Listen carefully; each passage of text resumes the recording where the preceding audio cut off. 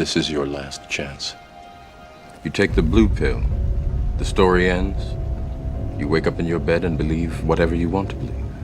You take the red pill, you stay in Wonderland, and I show you how deep the rabbit hole goes. How dare you!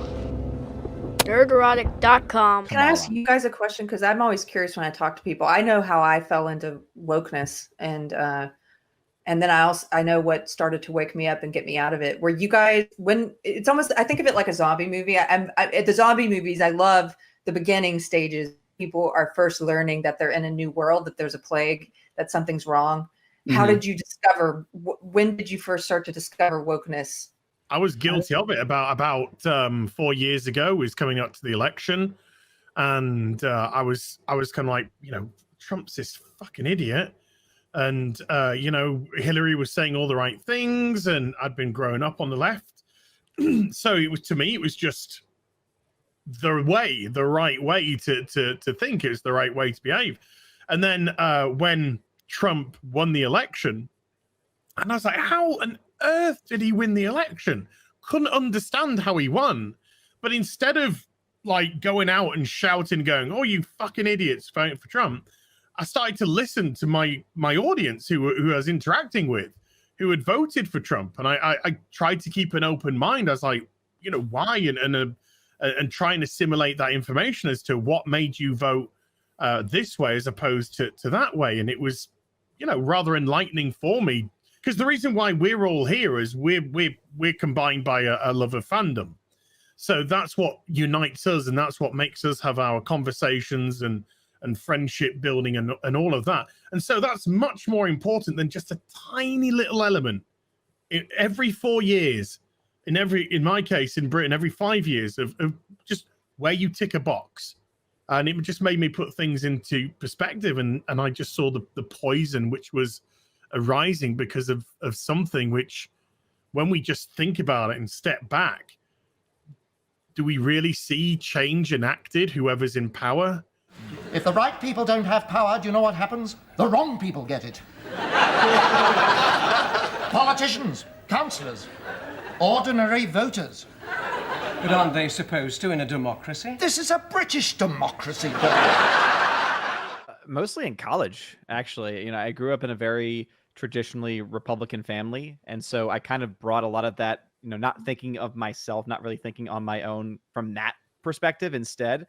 And I ended up getting hit with just extreme elements of the other side. Like, not even just, oh, I'm rooming with Democrats. It was like just literally that leftism to the point of being shamed essentially for having the views that I had. Shame.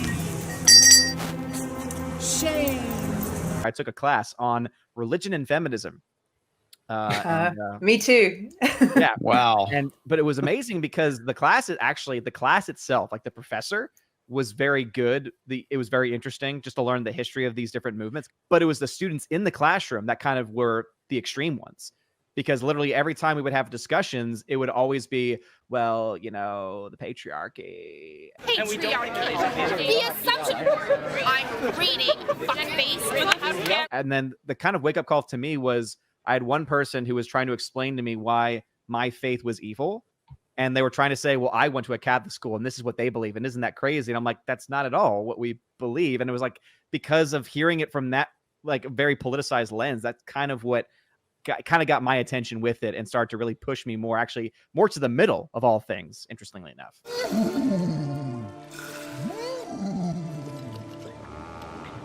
Star Wars.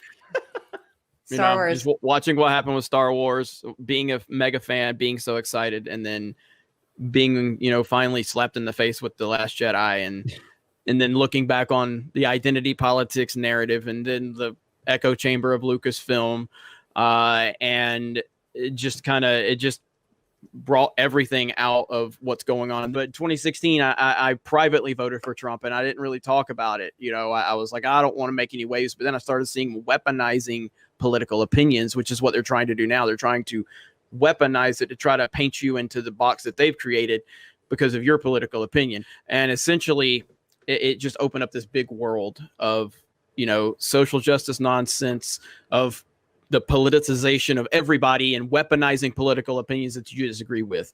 Thank you, Kathleen Kennedy, for making me a lot of money, for being a complete and total idiot, and Ryan Johnson for proving that beta males should not make movies at all, ever. But yeah, that's it, Star Wars. Call this what it is. You and the other feminazis in the gamer world are coming for our balls to snip them off, put them into a little felt purse, and take them away, so we have to play your non-violent games, right? No, that's not true. It's a culture war. It's a subculture war. You had Gamergate that was going on, and you had all these articles like blasting gamers. And I wasn't really paying a whole lot of attention at the time. I was a consultant. I was doing a lot of traveling. And I used to listen to the Cracked podcast a lot, cracked.com. And they had this article about SJWs. I'm like, what the fuck is an SJW? What's a social justice warrior? I've never heard of this thing.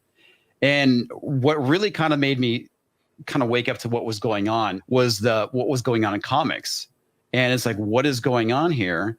I started seeing, was it Francesca Ramsey's videos on MTV Decoded? Yeah. And I'm like, it's like, is there something wrong with me? I don't buy into any of this stuff. So for me, it's been kind of like a long journey over the last 8 years. But it got to the point, it's like I gotta say something about this. This idea that identity as virtue is nonsense.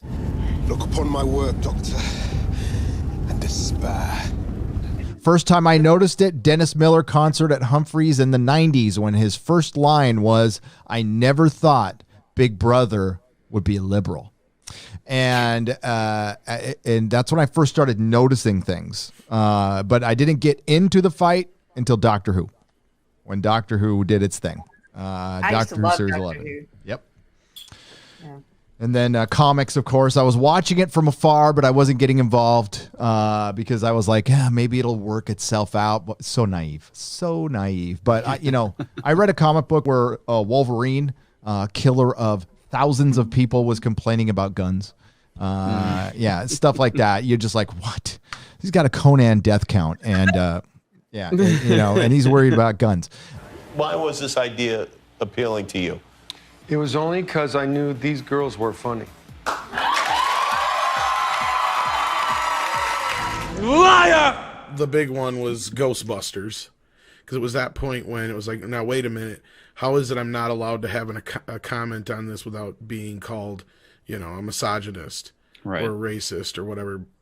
It just really kind of hit me the wrong way, and that's what brought me here. So, I mean, it's been a long trek since from there to here, but definitely it'd have to be Ghostbusters. Honestly, it's like, when did we think it would just freaking take over, and so fast, which it has. It's completely taken over to the point where every time I'm asked something, Keri, like, hey, this show's being adapted. This thing that you love is being adapted. How do you think it's going to be? My standard answer is, if it isn't woke, that's how I have to start everything else. This is, we say all the time on Safe Space, this is, our podcast is not a political podcast. It's a culture podcast, because this is a culture war. Mm-hmm. And it definitely, politics plays a part, but that's also why I'm not too torn up about what happens with the outcome of the fraud investigations, because either way, if Biden's in there or if Trump's in there, the culture war still rages on. It would be nice to have a president who is out against this. Like, one of the best things I think Trump did was his executive action against critical race theory and against our taxpayer dollars going to indoctrinate people and teach them that white people are inherently racist and different. It's teaching racism with our money. Mm-hmm. Social justice people are very concerned with language, very concerned. This is why they've redefined racism and sexism. Mm-hmm. The goal of doing that is so that they can then say it's impossible to be racist towards this one particular race, or it's impossible to be sexist towards this sex. They've also introduced new terminology, as we know, toxic masculinity, white fragility, all these terms. They've done things with language like you were saying, Knitting Wars. It's your name as like you were saying, silence is violence. What they're trying to do with that is they're trying to conflate silence with speech, or the lack thereof.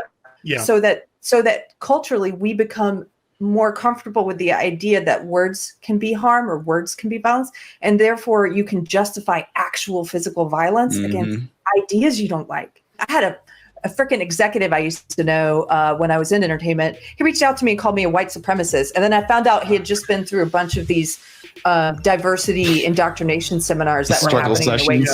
Yes, the struggle sessions. And I was basically saying to him, okay, I realize that you are just now dipping your toe into the belief system I preached for 20 years. But a couple of things. The reason I left it is because your ideology teaches people that the way to end racism is by judging and treating people differently on the basis of race. And you know what he said? I love it when they're honest. He goes, well, yes, we have to treat people differently on the basis of race. And I'm like, okay, thank you. Everyone watching, this is what my old ideology is. I love how he reached out to you. Hi, Keri, been a long time. White supremacist.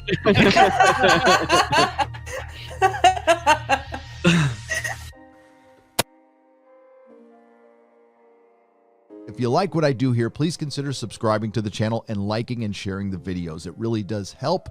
And if you did this with your favorite YouTuber as well, I'm sure they would appreciate it as much as I do.